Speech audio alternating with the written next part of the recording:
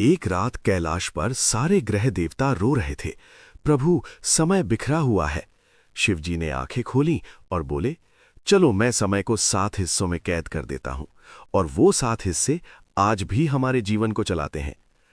कल्पना करो, सृष्टि अभी अभी शुरू हुई है। ब्रह्मांड में न दिन है न रात का क्रम साफ।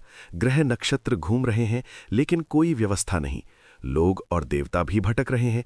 कौन सा समय किस काम के लिए शुभ, कौन सा पल स्वास्थ्य देगा, कौन सा धन, कौन सा ज्ञान।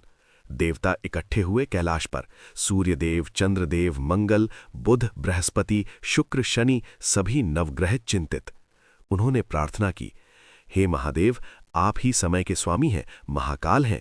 सृष्टि में समय को बांध दीजिए ताकि जीव व्यवस्थित जीवन जी सकें। भगवान शिव उस समय गहरी समाधि में थे। उनकी जटाओं से गंगा बह रही थी, गले में सर्प लिपटा था और तीसरा नेत्र बंद। लेकिन देवताओं की पुकार सुनकर उनकी समाधि टूटी। उन्होंने मुस्कुराते हुए आंखें खोलीं और कहा, ठीक है, मैं समय को 7 भागों में बांटता हूं, हर भाग एक ग्रह को सौंपता हूं। लेकिन याद रखना, ये सारे ग्रह मेरे अधीन हैं, इनका प्रभाव मेरी कृपा से ही होगा।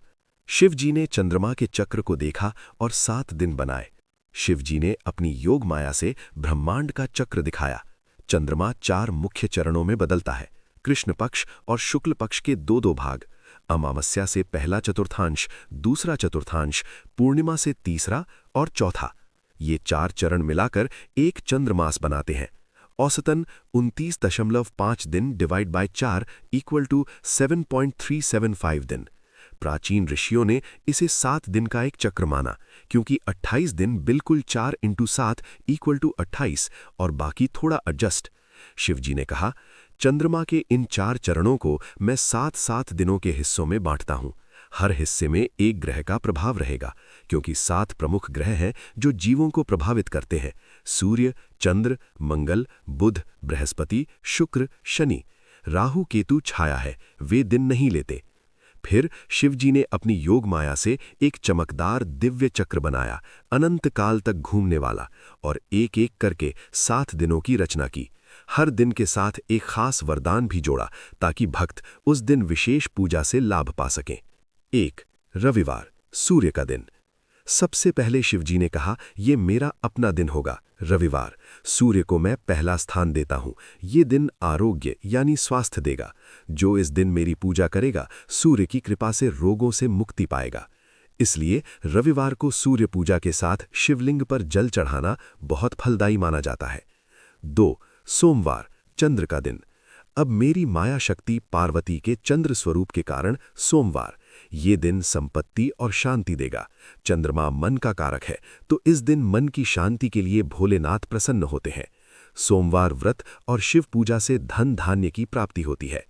3. मंगलवार, मंगल का दिन। तीसरा दिन मंगल को, ये साहस और शक्ति देगा। जो इस दिन मेरी पूजा करेगा, उसकी रक्षा मैं खुद करूंगा। हनुमान जी भी मंगलवार को पूजे जाते हैं, क्योंकि वे शिव के परम भक्त हैं। 4. बुधवार, बुध का दिन। चौथा बुध को, बुद्धि और ज्ञान का दिन। बुध ग्रह विद्या का स्वामी है। इस दिन पढ़ाई लिखाई या नया ज्ञान लेने का शुभ मुहूर्त। 5. गुरुवार, बृहस्पति का दिन। 5वां बृहस्पति को, गुरु और धर्म का दिन। ये सबसे शुभ दिन माना जाता है। इस दिन गुरु पूजा या विष्णु पूजा से जीवन में गुरु कृपा मिलती है। 6. शुक्रवार, शुक्र का दिन। छठा शुक्र को, सौंदर्य, प्रेम और सुख का दिन। ये दिन वैवाहिक सुख और ऐश्वर्य देता है। 7. शनिवार, शनि का दिन। अंत में शनि को, कर्म और न्याय का दिन। शनि मेरे सबसे बड़े भक्त हैं। इस दिन जो मेरी शरण में आएगा, उसके पिछले कर्मों का बोझ मैं हल्का कर दूंगा। शिवजी ने अंत में सभी ग्रहों को देखकर गंभीर स्वर में कहा, ये 7 दिन चक्र अनंत काल तक चलेगा, लेकिन याद रखना, हर दिन की शुरुआत और अंत मेरे नाम से हो। ओम नमः शिवाय जपो तो सारे ग्रह तुम्हारे वश में हो जाएंगे, क्योंकि मैं ही महाकाल हूं, समय का स्वामी।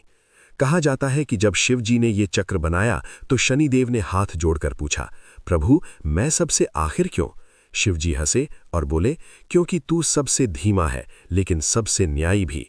आखिरी दिन रखा है ताकि सप्ताह का अंत शुभ हो, कर्म का फल मिले और नया सप्ताह फिर मेरी कृपा से शुरू हो।